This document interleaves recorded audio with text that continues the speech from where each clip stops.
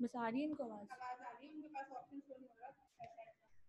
ऐसा क्यों हो रहा है? चले खैर हम इसमें स्टार्ट कर देते हैं। ठीक है मिस। मिस है रिकॉर्डिंग, रिकॉर्डिंग पे ही था कब से। मिस ये खुद ब खुद स्टार्ट होती है रिकॉर्डिंग।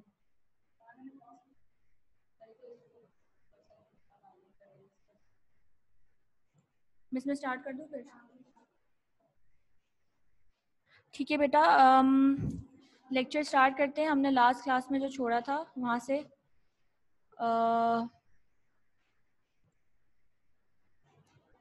हमने यहाँ पर आई थिंक छोड़ा था कि they are remove through the mouth along with the undigested food. ठीक है, यहाँ पे ये वाला आई थिंक हमने पैराग्राफ कंप्लीट कर लिया था। जहाँ तक मुझे याद आ रहा है कि हमने पढ़ा था कि जो प्लेनेरिया है उसके अंदर जो एक्सक्रीटरी ऑर्गन्स होते हैं वो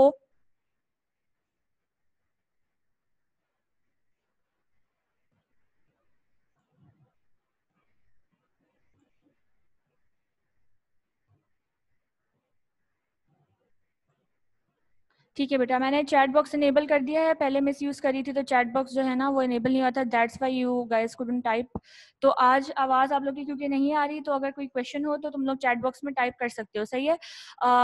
हमने स्टार्ट यहाँ से लेना है बेटा, एक्सक्रीशन इन अर्थवॉर्म। सही हो गया। अर्थवॉर्म में एक्सक्रीशन बेसिकली कैसे होती है वो हम डिस्कस करेंगे। लास्ट क्लास में हमने क्या डिस्कस किया था? हमने फ्लेम सेल्स पढ़ा था, हमने प्लेनेरिया पढ़ा था, हमने पढ़ा था प्रोटोनेफ्रीडिया क्या होता है। सही है। और हमने डिस्कस किया था कि इसको फ्लेम सेल क्यों कहा जाता है। द रीज़न बीइंग कि इसके अंदर जो बीटिंग सीलिया होते हैं, जो एक्सक्रीशन में काम आ रहे होते हैं, वो बीटिंग सीलिया बेसिकली क्या कर रहे होते हैं, वो बीटिंग सीलिया आपके पास जब बीट करते हैं तो इस तरह बीट करते हैं जैसे कोई फ्लेम या शोले उठ रहे हो। सही है। तो इस वजह से इसको फ्लेम सेल कहा जाता है या प्रोटोनेफ्रीडिया कहा जाता है। ये हमने डिस्कस किया था। हमने इसके स्ट्रक्चर पर थोड़ा बहुत डिस्कशन किया था कि ये आप देख सकते हो ये सीलिया हैं। ठीक है, ये बीट करते हैं तो दे सीम लाइक फ्लेम सेल्स। ठीक है, फ्लिकरिंग फ्लेम की तरह हमें नजर आते हैं, इस वजह से हम इसको फ्लेम सेल कहते हैं। और ये बेसिकली आपका जो डिस्टल तो नहीं, लैटरल पार्ट पर पूरा इसका जो डाइजेस्टिव ट्यूब है वो रन कर रही होती है। मिस ल्यूमिन क्या होता है? सारा ल्यूमिन जो है वो central part of the cavity को कहा जाता है। ठीक है, सपोज करो एक सेकेंड, सपोज करो कि ये एक वेसल है, उसका वेसल है। ठीक है, जैसे आप आर्टरी को अगर लेते हो, आर्टरी को आपने बीच में से कट किया और आपने आर्टरी को देखा, तो इसका पूरा ये जो ये पार्ट है ना, ये आर्टरी की वॉल है बेटा, ये पूरी। ठीक है, ये this is the wall of the artery. और ये पूरा पार्ट जो आर्टरी का है ना, this central portion of the artery जो वॉल के अंदर है, ठीक है, this is known as lumen. इसको ल्यूमिन कहा जाता है, या इसको कहा जाता है, आप कह सकते हो कैविटी भी इसको कह सकते हो। ठीक है, तो lumen is known as the internal cavity, एक तरह से आप कह लो। ये वॉल है वेसल की। ठीक है, इस वेसल के अंदर ये क्या है? ल्यूमिन। अगर आप ये देखो, ये डायग्राम देखो, तो ये देखो इसकी वॉल है पूरी। ठीक है, और ये जो आपको अंदर नजर आ रहा है राउंड सा स्ट्रक्चर, ये पूरी कैविटी क्या है? इसकी ल्यूमिन है। सही है। अगर आप इसकी बात करो तो ये जो अंदर आपको हॉलो स्ट्रक्चर नजर आ रहा है, this is lumen, this is the wall of this tubule. ठीक है, और ये क्या है? इसका ल्यूमेन है, इंटरनल कैविटी है या स्ट्रक्चर है। सही है, तो ये ल्यूमेन बेटा ल्यूमेन कहलाता है। सही है। अच्छा भाई, ठीक है। अब आ जाओ एक्सक्रीशन इन अर्थवॉर्म पे। ठीक है, अर्थवॉर्म में किस तरह से एक्सक्रीशन हो रही थी वो हम पढ़ेंगे। जो मेटानेफ्रीडिया है, ये बेसिकली आपको याद रखना है for the purpose of blanks, और ये शॉर्ट में भी जब पूछते हैं तो आपने इसको ब्लैक से लिखना है कि मेटानेफ्रीडिया एक्सक्रीटरी ऑर्गन्स होते हैं अर्थवॉर्म के। जबकि जो कॉकरोच था, सॉरी अभी जो हमने डिस्कस किया था प्लेनेरिया, उसका जो एक्सक्रीटरी ऑर्गन था वो था प्रोटोनेफ्रीडिया, जबकि अर्थवॉर्म जो है उसका मेटानेफ्रीडिया है। सही है। Earthworms have combined excretory and osmoregulatory organs called metanephridia which are arranged segmentally. क्या मतलब? मतलब कि अर्थवॉर्म के जो ऑर्गन होते हैं ऑस्मोरेगुलेटरी, ऑस्मोरेगुलेटरी से मुराद क्या है? ऑस्मोरेगुलेटरी से मुराद होता है कि कोई भी ऐसा फंक्शन जो कि बॉडी के अंदर वाटर फ्लूइड सॉल्यूट को मेंटेन रखने में काम आ रहा होता है, उससे रिलेटेड अगर हम कहें तो वो ऑस्मोरेगुलेटरी ऑर्गन होगा जिसका काम वाटर बैलेंस सॉल्यूट बैलेंस को मेंटेन रखना है। ठीक है, एक्सक्रीटरी ऑर्गन तो आपको पता है which is helpful in excretion. सही हो गया। तो अर्थवॉर्म के पास जो ऑर्गन होते हैं जो एक्सक्रीशन का काम कर रहे होते हैं, वो साथ ही साथ ऑस्मोरेगुलेशन का भी काम कर रहे होते हैं, यानी कि बॉडी से नाइट्रोजनस वेस्ट भी निकाल रहे होते हैं और साथ ही साथ ऑस्मो रेगुलेशन का काम भी कर रहे होते हैं, यानी वाटर सॉल्यूट को भी बैलेंस कर रहे होते हैं। ठीक है, सॉल्यूट और वाटर की कंसंट्रेशन भी मेंटेन, दोनों काम एक साथ कर रहे होते हैं। तो ये ऑर्गन जो बेसिकली एक्सक्रीशन में भी काम करते हैं और ऑस्मो रेगुलेशन में भी काम करते हैं, उनको हम क्या कहते हैं? मेटा नेफ्रीडिया, सही है। और अगर आप डायग्राम देखो तो आपकी बुक की डायग्राम से तो बहुत बेहतर डायग्राम है ये, जिसमें आप देख सकते हो ये पूरा अर्थवॉर्म है, ठीक है।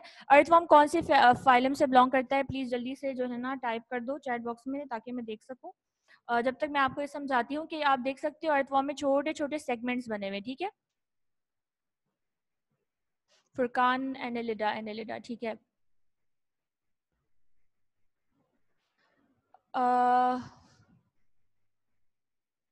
सही हो गया। अच्छा, जो ठीक है अरीबा, मिला, तीनों ने सही जवाब दिया।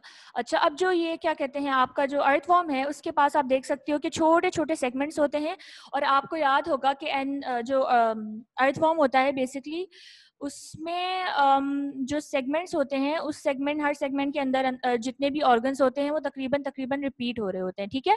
तो आपको पता है कि हमने पढ़ा था कि रिप्रोडक्टिव ऑर्गन से लेकर एक्सक्रीटरी ऑर्गन, सारे ऑर्गन हर हर सेगमेंट के अंदर they are continuously being repeated हर सेगमेंट में, ठीक हो गया। तो अब इसी तरीके से आप देख सकते हो कि जितने इसमें सेगमेंट है सेगमेंट्स के अंदर मेटानेफ्रीडिया, ये पूरा जो है ये कंपोनेंट, ये पूरा आपका मेटानेफ्रीडिया है, ठीक है। This metanephridia is present in each and every structure. जो आपका सेगमेंट है हर सेगमेंट के अंदर दिस स्ट्रक्चर इज प्रेजेंट, ठीक है, मेटानेफ्रीडिया। तो इसका मतलब ये हो गया कि अगर इस पूरे अर्थवॉर्म के अंदर 100 सेगमेंट्स हैं तो 100 के 100 इसके अंदर अलग अलग नेफ्रीडिया होंगे, हर सेगमेंट में एक नेफ्रीडिया, दूसरे में दूसरा, तीसरे में तीसरा, ठीक है।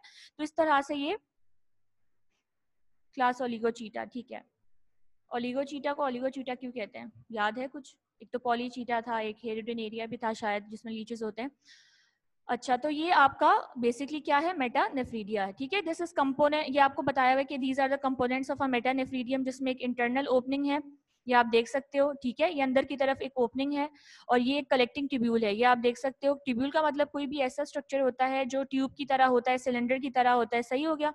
तो ये आप देख सकते हो, ये ट्यूब लाइक, आप यहाँ पे देखो लेबलिंग कलेक्टिंग ट्यूब्यूल है, ठीक है। ये इसका काम क्या होता है, ये फ्लूइड को, एक्सक्रीट प्रोडक्ट को कलेक्ट करता है, सही है, इसलिए हम इसको कलेक्टिंग ट्यूब्यूल कहते हैं।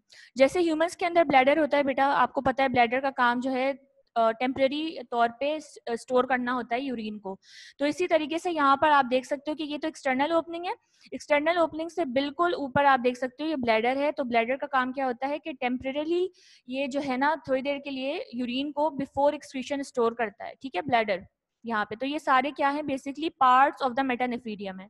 ये है कैपिलरी नेटवर्क, ठीक है। ये कैपिलरी नेटवर्क जो है बेसिकली ये जो आपका है ना, ये ब्लू जो स्ट्रक्चर है दिस इज मेटानेफ्रीडियम। जो रेड स्ट्रक्चर है वो ब्लड वेसल्स हैं या कैपिलरी नेटवर्क है, उसको आप कंफ्यूज नहीं करना, वो मेटानेफ्रीडियम का पार्ट नहीं है।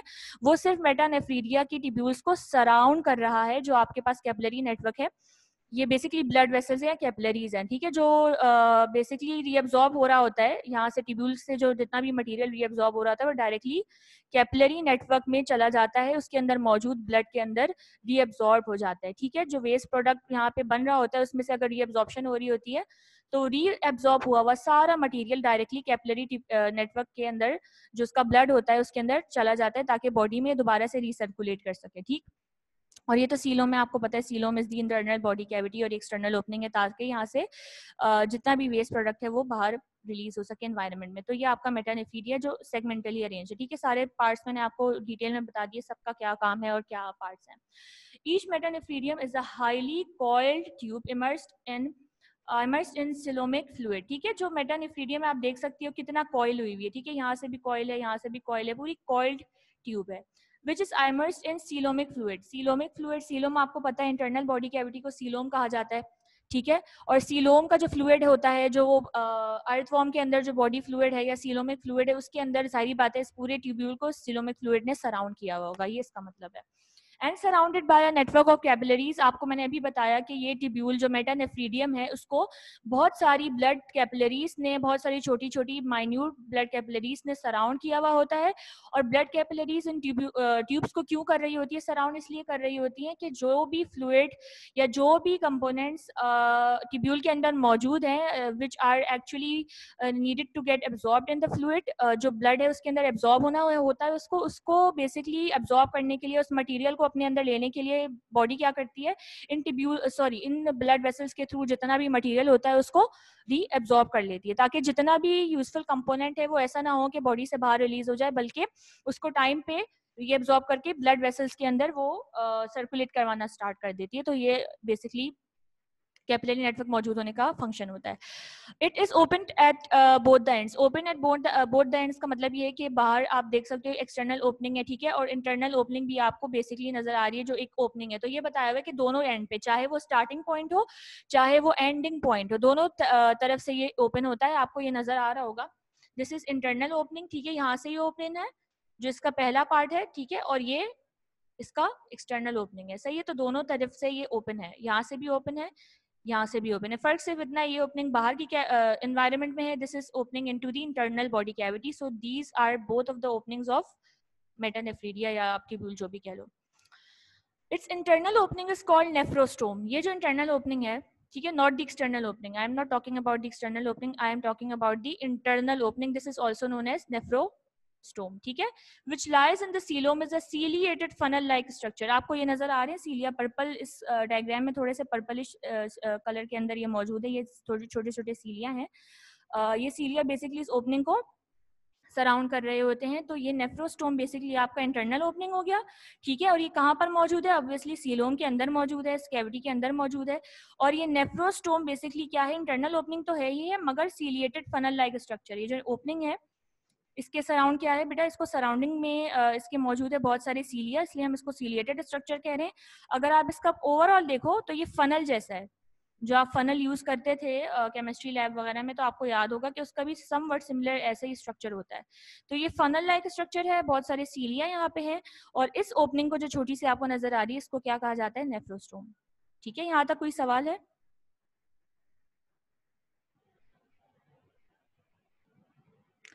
कोई क्वेश्चन है बेटा? है तो चैट बॉक्स में टाइप करना, ठीक है, अनम्यूट मत करना अपने आप को, चैट बॉक्स में टाइप करना। अगर कोई क्वेश्चन है तो जल्दी बताओ।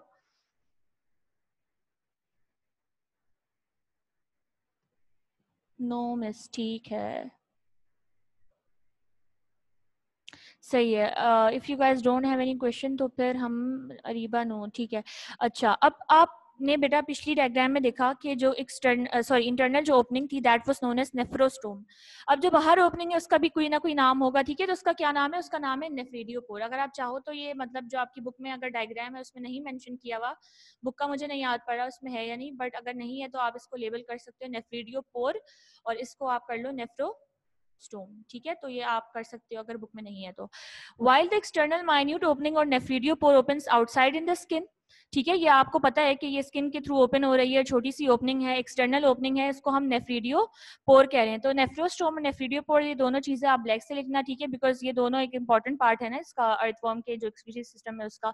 तो नेफ्रीडियोपोर इज एक्सटर्नल, नाम याद रखना, दोनों मिक्स मत करना कि नेफ्रोस्टोम को कुछ कर दिया आपने और नेफ्रीडियोपोर को कुछ। तो नेफ्रीडियोपोर इज एक्सटर्नल, और जो नेफ्रो स्टोम है that is internal opening of the metanephridia, ठीक है। अब जो एक्सटर्नल ट्यूब्यूल है obviously it will open outside, जबकि आपको याद है नेफ्रोस्टोम जो इंटरनल ट्यूब्यूल था वो ओपन हो रही थी सीलोमिक कैविटी के अंदर, और ये कहाँ पर ओपन हो रही है, ये बाहर की साइड में स्किन के थ्रू ओपन हो रही है एक्सटर्नल एनवायरनमेंट में। The coiled tubular part dilates finally to form a bladder before opening to outside through the nephridiopore, exactly what I mentioned in this diagram के मैंने आपको क्या बताया था कि ये ओपन बाहर होने से पहले, देखो यहाँ पर अगर आप इस ट्यूब का डायमीटर देखो तो ये कम है, मतलब छोटा है, ठीक है, और इसको कंपेयर करो इससे तो ये बड़ा डायमीटर है, ठीक है, ये डायलेट हुआ है और ये थोड़ा सा कंस्ट्रिक्ट हुआ है, इसका डायमीटर छोटा है। बाहर ओपन होने से पहले आप ये देख सकते हो ट्यूब्यूल यहाँ से यूं जा रही है, असेंड हुई, और यहाँ से इसने अचानक से अपना डायमीटर बड़ा कर दिया, थोड़ा सा डायलेट हो गया, और ये बेसिकली यहाँ से ओपन हो गया। अब ये डायलेट करने का मकसद क्या है, जो जितना भी यूरिन फॉर्म हुआ इसको थोड़ी देर के लिए स्टोर करना है, ठीक है, तो इसीलिए ये डायलेट होता है ताकि maximum amount of urine can be stored before excreting out from the body. तो जो कॉइल्ड ट्यूबुलर पार्ट है, ठीक है, ये आप देख सकते हो यहाँ पे ये कॉइल्ड पार्ट था, ट्यूब जैसा था। अब ये जो है क्या होगा, डायलेट हो जाएगा और क्या बनाएगा, ब्लैडर, मैंने अभी आपको बताया, before opening to outside through the nephridiopore, ठीक है। बाहर ओपन होने से पहले क्या हो गया, आपके पास ये ब्लैडर लाइक स्ट्रक्चर फॉर्म हुआ, और एक्सटर्नल ओपनिंग को क्या कहा आपने, नेफ्रीडियोपोर। तो स्टार्टिंग कहाँ से हुई थी बेटा, इंटरनल ओपनिंग से हुई थी, ठीक है, और एंड कहाँ पे हो रही है, external opening, that is nephridiopore. End में हम जो है इसको थोड़ा सा दोबारा रिवाइज कर लेंगे, starting from the first structure थोड़ा सा रिवाइज कर लेंगे कि क्या क्या स्ट्रक्चर्स थे। Due to the beating of cilia of nephrostome, coelomic fluid is sucked into the excretory यहाँ पर बेटा एक वर्ड मिस हो चुका है, ये एक्सक्रीटरी ट्यूब्यूल होगा, ठीक है। Due to the beating of cilia, coelomic fluid is sucked into the excretory tubule. Some excretory substances are also secreted by the cells of the tubule. अब यहाँ पर आप डायग्राम में देखो, तो ये जो आपके पास छोटे छोटे सीलिया हैं और ये जो वो है नेफ्रोस्टोम है, ये बेसिकली क्या करेगा, ये आपके पास क्या करेगा, इनके जो सीलिया होते हैं ना बेटा, इस ट्यूब को जो सराउंड कर रहे होते हैं, सीलिया या नेफ्रोस्टोम जो आपकी ओपनिंग है उसको जो सीलिया सराउंड कर रहे हैं, वो बेसिकली क्या करेंगे, बीट करना स्टार्ट कर देंगे, ठीक है। बीट करना स्टार्ट करेंगे जस्ट लाइक तो नहीं, बट बीट करना स्टार्ट करेंगे जैसे आपके पास फ्लेम सेल्स बीट हो रहे थे, मगर इतना ज्यादा वो सिवियरली बीट नहीं करेंगे कि हम उसको फ्लेम सेल कहें। बीट होने से क्या होगा, जैसे वहां पर फ्लेम सेल्स में हो रहा था कि जब सीलिया बीट कर रहे थे तो जो फ्लूइड है वो प्रोपेल हो रहा था, एब्जॉर्ब हो रहा था, इसी तरीके से जब नेफ्रोस्टोम के सराउंडिंग में जितने भी सीलिया है वो जब बीट करेंगे, तो आपको मैंने बताया था कि इसकी सराउंडिंग में सीलोमिक फ्लूइड मौजूद है, इस पूरे ट्यूब्यूल को सराउंड किया हुआ है बहुत सारे सीलोमिक फ्लूइड ने, और जाहिर बात है जो एक्सक्रीटरी सब्सटेंस है वो उसी सीलोमिक फ्लूइड में सबसे पहले मौजूद होगा, फिर वो जाकर इस ट्यूब्यूल से प्रोसेस होगा और उसके बाद बॉडी से रिलीज होगा। तो जितना भी सीलोमिक फ्लूइड है उसमें से थोड़ा सा कंपोनेंट क्या होगा, इन सीलिया की बीटिंग की वजह से नेफ्रोस्टोम के थ्रू सक हो जाएगा एक्सक्रीटरी ट्यूब्यूल के अंदर, और कुछ substances are also secreted by the cells of the tubule. अब क्या होगा कि आप किडनी जब पढ़ोगे, इंशाल्लाह मैं ही आपको पढ़ाऊंगी आगे, तो किडनी जो है कुछ सब्सटेंसेस एब्जॉर्ब कर रही होती है और कुछ सब्सटेंसेस को खुद से ना, ट्यूब्यूल्स जो किडनी के अंदर होते हैं वो खुद से कुछ सब्सटेंसेस को भी रिलीज कर रही होती है वेस्ट प्रोडक्ट के अंदर, ठीक है। अब यहाँ पर होगा क्या कि ये जो बीटिंग है सीलिया की, इसकी वजह से क्या होगा, इस कंपार्टमेंट में या इस सीलोम में मौजूद जो फ्लूइड है, सीलोमिक फ्लूइड, वो यहाँ से इसकी बीटिंग की वजह से एब्जॉर्ब होना शुरू हो जाएगा, ये बीट करेगा, फ्लूइड को अपनी तरफ खींचेगा और ये इस ओपनिंग के थ्रू इस फनल के अंदर या इस स्ट्रक्चर के अंदर इंटर होना स्टार्ट हो जाएंगे, ठीक है। अब जब ये यहाँ पर इंटर होगा तो ऑब्वियसली यहाँ से इंटर होगा, तो क्या होगा, बेसिकली यहाँ से प्रोसेस होगा, होते होते ये अल्टीमेटली एक्सक्रीटरी प्रोडक्ट प्रोड्यूस हो जाएगा। दूसरी बात इसमें ये बताई हुई है बेटा कि जब आपके पास जो भी एक्सक्रीटरी मटेरियल इस ट्यूब के अंदर जब मौजूद होता है ना, तो एक तो जो एक्सक्रीटरी मटेरियल है वो कहाँ से आया, सीलोम से आया, जो यहाँ से एब्जॉर्ब हुआ था, पहली बात। दूसरी बात ये कि उस एक्सक्रीटरी मटेरियल के अंदर जब वो इस ट्यूब के अंदर मौजूद होता है, कुछ सब्सटेंसेस ये ट्यूब भी रिलीज कर रहा होता है, जो एक्सक्रीटरी मटेरियल बेसिकली होता है, या एक्सक्रीशन करवानी होती है सब्सटेंसेस की। तो कहने का मकसद ये है कि जो एक्सक्रीटरी प्रोडक्ट प्रोड्यूस हो रहा है वो सिर्फ और सिर्फ इस सीलोमिक फ्लूइड के इंटर होने की वजह से प्रोड्यूस नहीं हो रहा, बल्कि इस ट्यूब के अंदर कुछ ऐसी खास आयंस भी ट्यूब जो है वो रिलीज करता है एक्सक्रीटरी सब्सटेंस के अंदर, जिनको बॉडी से रिलीज करना होता है, ठीक है। तो दो तरह से आपके पास बेसिकली सब्सटेंस आ रहा है जिसको हमने प्रोसेस करके एक्सक्रीट आउट करना है, ठीक है। ये बात मेरी समझ में आई। एक तो सीलिया के बीट करने की वजह से सीलोमिक फ्लूइड आएगा ट्यूब के अंदर, जो प्रोसेस होके आगे यूरिन बनाएगा या फिर एक्सक्रीटरी प्रोडक्ट बनाएगा। और दूसरी बात ये कि बॉडी क्या करती है, जो एक्सेसिव आयंस होते हैं या कुछ सब्सटेंस बॉडी को नहीं चाहिए होते, वो डायरेक्टली ट्यूब्यूल के थ्रू एक्सक्रीट कर देती है into the lumen, tubular lumen के अंदर, सही है। तो ये दो तरीके जिसकी वजह से आपके पास मटेरियल आ रहा होता है जिसको आपने फिल्टर करके अल्टीमेटली एक्सक्रीटरी प्रोडक्ट बनाना है। तो ये बात आपको क्लियर है बेटा? नहीं क्लियर है तो चैट में टाइप कर दो जब तक मैं आगे एक्सप्लेन कर दूं। Here selective reabsorption of useful substances also occurs which are taken back by the blood into the circulation। मैंने अभी आपको बताया कि जो ट्यूब्यूल होती है जब एक्सक्रीशन का काम हो रहा होता है ना, तो ऐसा नहीं होता कि जितना भी फ्लूइड एब्जॉर्ब हुआ है, जितना भी सब्सटेंस एब्जॉर्ब हुआ है वो सबका सब रिलीज हो जाएगा, नहीं, बल्कि कुछ कंपोनेंट्स जो है वो जाहिर बात है ऐसी चीज़ें भी होती हैं उस एक्सक्रीटरी मटेरियल के अंदर जो यहाँ पर मौजूद है ट्यूब के अंदर, जो हमें चाहिए होती है। जैसे पानी हो गया, हम पानी को भी रीअब्जॉर्ब करवाते हैं बिकॉज हम चाहेंगे तो नहीं ना बॉडी से ज़्यादा पानी रिलीज हो। We will try our best to save water ताकि it can be used for the betterment of the organism, ठीक है।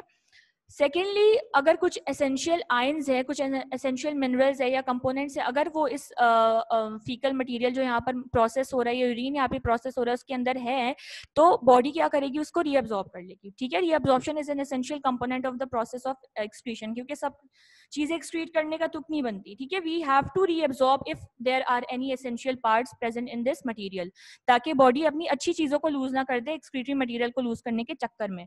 अब क्या होगा कि यहाँ पर जो कैपिलरीज हैं, जो मैंने आपको बताया था ब्लड कैपिलरीज, इनके अंदर ब्लड सर्कुलेट कर रहा होगा, तो जो मटेरियल यहाँ से प्रोसेस हो रहा होगा, अगर उस मटेरियल के अंदर सपोज करो कि पानी है बहुत ज्यादा, ठीक है, तो मैं पानी तो नहीं लूज करवाऊंगी ना बॉडी से, मैं तो कोशिश करूंगी कि मैं उसको अब्जॉर्ब कर लूं। तो ये जो पानी है वो इस ट्यूब की वॉल से होकर डायरेक्टली डिफ्यूजन के थ्रू कहाँ चला जाएगा, इस ब्लड के अंदर चला जाएगा जो कैपिलरीज के अंदर सर्कुलेट कर रहा है। सही है, इस ब्लड के अंदर डायरेक्टली चला जाएगा डिफ्यूजन के थ्रू, ऑब्वियसली डायरेक्टली डिफ्यूज करेगा ब्लड के अंदर जो कि कैपिलरीज के अंदर मौजूद है। ठीक है, कैपिलरी नेटवर्क मौजूद होने का मकसद ही यही है कि जितना भी हमने चीजें रीअब्जॉर्ब करनी है एक्सक्रीटिव मटेरियल से, वो डायरेक्टली ब्लड के अंदर चली जाए और दोबारा से वो सर्कुलेशन में आ सके और बॉडी से रिलीज ना हो। ठीक है, तो सिलेक्टिव रीअब्जॉर्प्शन का, अच्छा सिलेक्टिव रीअब्जॉर्प्शन का क्या मतलब है? सिलेक्टिव रीअब्जॉर्प्शन, देखो एक होता है कि रीअब्जॉर्प्शन सिंपल कि हमने जो भी चीज हमें नजर आई हमने रीअब्जॉर्ब कर ली। सिलेक्टिव रीअब्जॉर्प्शन का मतलब ऐसा होता है कि हम हर चीज एब्जॉर्ब नहीं कर सकते। बॉडी की कुछ फिक्स्ड सब्सटेंसेस होते हैं जो बॉडी एब्जॉर्ब करती है। सिलेक्टिव रीअब्जॉर्प्शन का मतलब क्या यही होता है। सिलेक्टिव का मतलब क्या होता है, जब आप बहुत ज्यादा किसी चीज के बारे में चूजी हो जाओ, ठीक है, तो उसको कहा जाता है selective reabsorption. Like not all of the substances will be absorbed but only the selected amount of या selected substances will get absorbed from the excreted product that is accumulated in the vessel। ठीक है, और ये कहाँ पर taking back by the blood into the circulation, जो capillaries surround करी थी उसको उसके अंदर डायरेक्टली ब्लड में एब्जॉर्ब हो जाएगा जितना भी हमें रीअब्जॉर्ब करना है। Finally the excreted fluid urine is emptied in the bladder which excreted through the outside through the nephridiopore. ठीक है, अब क्या होगा कि ये सारा प्रोसेस होने के बाद क्या होगा, अल्टीमेटली ब्लैडर के अंदर यूरिन आएगा। ठीक है, ब्लैडर के अंदर भी कुछ हद तक रीअब्जॉर्प्शन होगी या कुछ इतनी ज्यादा रीअब्जॉर्प्शन तो नहीं बट टेम्परेली स्टोर होगा फ्लूइड। और जब एक्सक्रीटिव मटेरियल जो है वो अपनी लिमिट क्रॉस कर जाएगा, फिल हो जाएगा, ठीक है, तो क्या होगा, अल्टीमेटली यूरिन बाहर वाले ओपनिंग के थ्रू या नेफ्रिडियोपोर के थ्रू रिलीज हो जाएगा। ठीक है, तो this is the whole process of excretion in the earthworm. If you guys have any question तो आप जो है लिख सकते हो। माहिन बेटा क्या दोबारा बता दूं, थोड़ा क्लियर करो किस चीज की बात कर रही हो आप, कौन सी चीज पूछ रहे हो बेटा दोबारा? अगर बाकी की भी किसी को कोई सवाल है तो बेटा आप चैट बॉक्स में टाइप कर दो।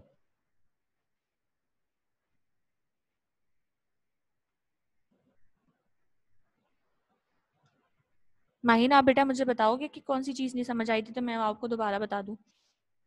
मुझे समझ नहीं आया आपका क्या दोबारा पूछना चाह रही हो।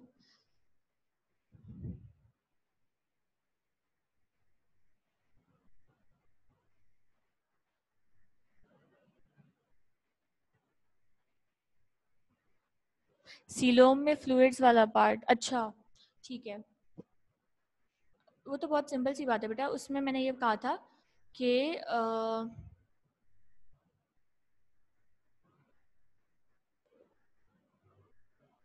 मैंने कहा था कि जो ये पूरा स्ट्रक्चर है, जैसे हमारी बॉडी में जाहिर बात है टिश्यू फ्लूइड भी है, ब्लड भी है, इसी तरीके से यहाँ पर जो है बेसिकली जो सीलोम है उसके अंदर जो फ्लूइड होगा वो फ्लूइड बेसिकली यहाँ पर इस टिब्यूल को सराउंड कर रहा होगा, पूरा फ्लूइड से भरा होगा, उस फ्लूइड के अंदर ये है जो है फ्लोट कर रहा होगा। ठीक है, ये फिक्स होगा, फ्लोट तो नहीं। अब मैंने ये कहा था कि ये जो नेफ्रोस्टोम है, जो इंटरनल ओपनिंग है, this is your external opening nephridiopore, this is internal opening that is nephrostome. अब इस नेफ्रोस्टोम की अराउंड आप देख सकते हो छोटे छोटे सीलियां। ठीक है, अब क्या होगा कि ये जो सीलोमिक फ्लूइड है ऑब्वियसली जितना भी वेस्ट प्रोडक्ट है वो इसी के अंदर मौजूद होगा ना बेटा। ठीक है, अब इस वेस्ट प्रोडक्ट को हमने फिल्टर आउट करना है, जैसे ब्लड के अंदर वेस्ट प्रोडक्ट होता है। ठीक है, तो क्या होगा, हमें उसको फिल्टर आउट करना है। अब यहाँ पर जो सीलोमिक फ्लूइड है, सीलोमिक फ्लूइड क्या होगा, यहाँ से एब्जॉर्ब हो जाएगा, बिकॉज सीलिया क्या करेगा, एक तरीके से थोड़ा सक्शन का काम करेगा कि वो फ्लूइड को इस तरफ जो है वो पुल करेगा। ठीक है, यहाँ पर अपनी तरफ खींचेगा और क्या होगा, अल्टीमेटली इस ओपनिंग के थ्रू जो फ्लूइड है वो यहाँ पर इंटर हो जाएगा इसके अंदर। आपका जो फनल लाइक स्ट्रक्चर बना हुआ है, यहाँ से फिर ये प्रोसेस होता हुआ पूरा इसके थ्रू मूव करेगा। इसमें रीअब्जॉर्प्शन होगी, सिलेक्टिव रीअब्जॉर्प्शन होगी। ठीक है, और रीअब्जॉर्प्शन के थ्रू जितना भी रीअब्जॉर्ब करने वाली चीजें होंगी वो सारे ब्लड में चले जाएंगी, इन कैपिलरीज में जो ब्लड सर्कुलेट कर रहा है उसमें चली जाएंगी बाय डिफ्यूजन। ठीक है, और अल्टीमेटली क्या होगा, होते होते होते जब यहाँ पर आप देख सकते हो ट्यूब्यूल डायलेट हो चुकी है ताकि वो यूरिन को स्टोर कर सके, और यहाँ से फ्लूइड जब यहाँ पर जाएगा यूरिन, तो ये थोड़ी देर के लिए यूरिनरी ब्लैडर में स्टोर होगा and ultimately it will get excreted out by this opening which is known as external opening या फिर नेफ्रिडियोपोर। ठीक है, एवरीथिंग इज क्लियर और नॉट बेटा? जल्दी से चैट बॉक्स में टाइप करके बता दो if you guys have any question. अगर सब क्लियर है तो वो भी बता दो। ठीक है बेटा, बाकी अब किसी को कोई क्वेश्चन है तो जल्दी लिखो बेटे, हमारे पास इतना ज़्यादा टाइम नहीं है। 1 मिनट रह गया है, जिसको जो भी पूछना है जल्दी पूछो बेटे।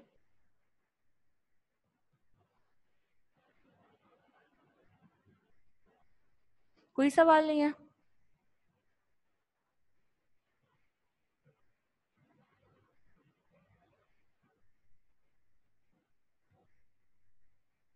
ठीक है, नो मिस। अच्छा, नेक्स्ट क्लास में हम जो है वो कॉकरोच का पढ़ेंगे स्ट्रक्चर, कि कॉकरोच में क्या एक्सक्रीशन कैसे होती है और क्या उसके अंदर ऑर्गन्स होते हैं। ठीक है, और कॉकरोच के बाद हम एक्सक्रीशन इन मैन पढ़ेंगे, लिवर के बारे में पढ़ेंगे, लिवर इज़ वेरी इंपॉर्टेंट। सही है, तो ये यूरिया साइकिल पढ़ेंगे और बाइल कैसे बनता है, डिटॉक्सिफिकेशन कैसे होती है, बाकी लिवर के फंक्शंस पढ़ेंगे। ठीक है, और यूरिनरी सिस्टम ऑफ मैन को भी डिस्कस करेंगे। तो we have less than a minute, तो हम जो है लेक्चर को एंड करते हैं। ठीक है, बाकी आप लोगों को कोई क्वेश्चन भी नहीं है आई गेस।